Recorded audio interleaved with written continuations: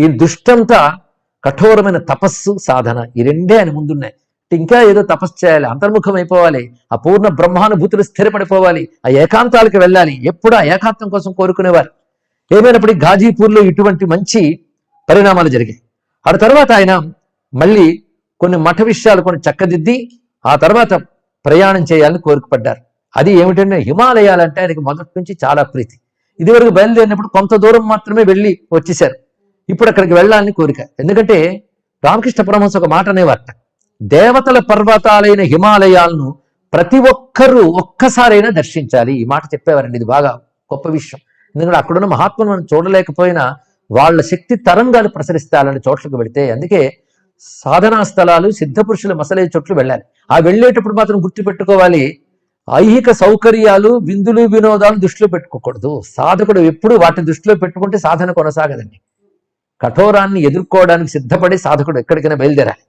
ఒక మాట అనేవారు ఆయన పరమహంస, గిరిరాజ్ శృంగే మహాదేవ్ సంగే అనేవారు. అంటే అర్థం ఏంటంటే హిమాలయాల్లో జీవించడం అంటే మహాదేవుడైన పరమశివుని సన్నిధిలో జీవించడమే అని చెప్పేవారు. ఇక్కడ అంత దివ్యంగా చెప్పేవారు.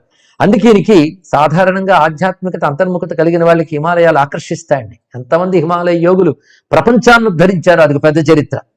అంతేకాదు ఈయనకి ఎప్పుడు హిమాలయాల్లో గంగా తీరంలో ధ్యానం చేయాలని, ఒక్క పరుగుని హిమాలయాలకు వెళ్ళిపోవాలని అనిపించేది.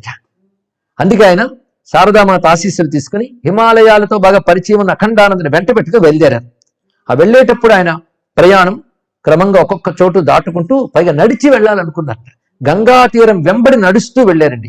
బహుకాలం నడిచి వెళ్ళారు. పరివ్రాజక ధర్మాన్ని అనుసరించి నడిచి వెళ్ళారు. వివిధమైన చోట్లు చూశారు. అవన్నీ వేరే విషయం. వైద్యనాథ్ ఇత్యాది చోట్లు.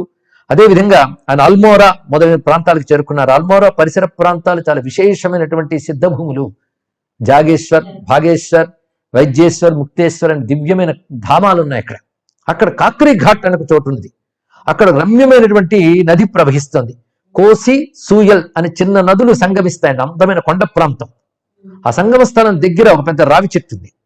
ఆ రావి చెట్టు చూడగానే ఎంతో ఆనందం కలిగింది. ఇక్కడ ధ్యానం చేసుకుని అనువుగా ఉంది అని కూర్చున్నట్ట. ఎందుకంటే ఇక్కడ సన్నివేశం వివిధిషానంద అంటే నరేంద్రుడి యొక్క జీవితంలో చాలా ముఖ్యమైనది. అందుకే చెప్పుకుంటున్నాను. ఆయనే చెప్తాడు జీవితంలో అది ముఖ్య ఘట్టం అని. ఎందుకంటే ఆయన అక్కడ కూర్చుని ధ్యానంలోకి వెళ్ళేటప్పటికల్లా ఒక్కసారి ఒక దివ్యానుభూతిని పొందారు ఆయన అక్కడ.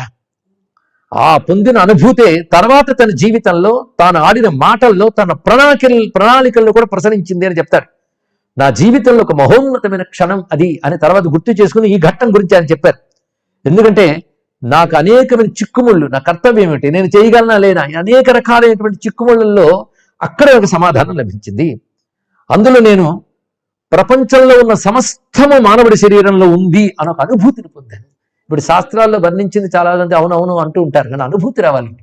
కొన్ని సత్యాలు వర్ణించినప్పుడు చదివినప్పుడు బాగుంది ఈ బాగుంది అనేది అప్పుడే మన మనస్థితి బట్టి కన్విన్స్ అయ్యాం. కానీ మన మనస్సు ఇంకా సాధనలో పక్వత చెందితే ఆ బాగుంది అనేది అనుభవానికి రావాలండి ఇక్కడ. అందుకే ప్రస్తుతం మనకున్న లాజికల్ టెంపర్మెంట్ని కన్విన్స్ చేసేటువంటి మాట గొప్ప మాట కాదు. మన సాధన పెరుగుతుంటే ఇదివరకు మన తర్కము ఎంత పిచ్చిగా చేసేమో అర్థమవుతుంది. అందుకే సాధన చేస్తూ ఉంటే వచ్చే సమాధానం వేరండి, ఊరికిన ప్రశ్నలు వేస్తూ వస్తే జవాబులు వేరండి. రెంటికి చాలా తేడా ఉన్నది. సమాధానం అంటేనే మనస్సు ఒకానొక స్థిరత్వాన్ని సంపాదించడం. అది సాధన వల్ల వస్తుంది, ప్రశ్నల వల్ల రాదు. ఈ మహానుభావుడికి లభించింది. ప్రపంచంలో ఉన్న సమస్తము మన శరీరంలో ఉంది. అంతేకాదు యావత్ ప్రపంచాన్ని ఒక అడుగులో చూశాను అన్నాడు. యోగ వాసిష్ఠం చూస్తే తెలుస్తుంది మనకి. ఒక అనేక వస్తువులు ఒక చోట కనబడాలంటే దానికి దగ్గర స్పేస్ పెద్దగా ఉండాలనుకుంటాం. కానీ ఒక ఇసుక రేణువు కంటే చిన్నదైనటువంటి సూక్ష్మమైన ఆకాశంలో కోట్ల బ్రహ్మాండాలు కూడా పుడతాయండి, పడతాయి కూడా. ఇది తెలుసుకోవాలి ఇక్కడ. ఇది లోతైన అంశం. ఇప్పుడు దాని గురించి ప్రవచనం చెప్తే వివేకానంద పక్కకి వెళ్తుంది. కానీ నన్న మాటలో తెలుసుకోవాలి. యావత్ ప్రపంచాన్ని నేను ఒక అణువులో చూశానన్నాడు. ఇది చాలా గొప్ప అంశం. అణువులోనే కోట్ల బ్రహ్మాండాలు కూడా ఉంటాయి. ఇది భారతీయ యోగ దర్శనంలో మాత్రమే తెలియబడే ఒకానొక విశ్వ సృష్టి రహస్యం ఇక్కడ. ఇది యోగ వాసిష్టంలో అద్భుతంగా వర్ణించబడుతుంటుంది. అంతేకాదు ఆ సమయంలో తనకు కలిగినటువంటి విశ్వం యొక్క విశేషాన్ని చెప్తున్నాడు. ఎలాగైతే మన ఇంత దేహంలో చైతన్యమిస్తూ ఒక ఆత్మ ఉంటుందో అదేవిధంగా విశ్వం అనే దేహంలో చైతన్యమిస్తూ ఒక ఆత్మ ఉన్నది. అదే పరమాత్మ. అయితే పరమాత్మ తెలియబడట్లేదు. ఈ ప్రకృతి ఆయన కప్పుతుంది. ఆ ప్రకృతి ఎవరో కాదు, ఆయన యొక్క శక్తి. ఆయన శక్తి వల్ల కప్పబడుతూ ఆయన తెలియబడుకుంటున్నాడు. కనుక ఆ ప్రకృతిని ప్రార్థిస్తే తనకు కూడా మూలమైన పరమాత్మను చూపిస్తుంది అన్నారు. అదే కాళీమాత శివుని ఆవరించి ఉండడంలో అంతర్యం ఇది అని చక్కటి బోధ చెప్పాడు. ఇది సాకార నిరాకారాలనే రెండింటి సంయోగాన్ని మనం చూస్తున్నాం. అంటే సాకార రూపమైన జగత్తులోనే నిరాకారమైన బ్రహ్మం ఉన్నాడు. కానీ మనం చూస్తున్న జగత్తు సాకార నిరాకార సంయోగం.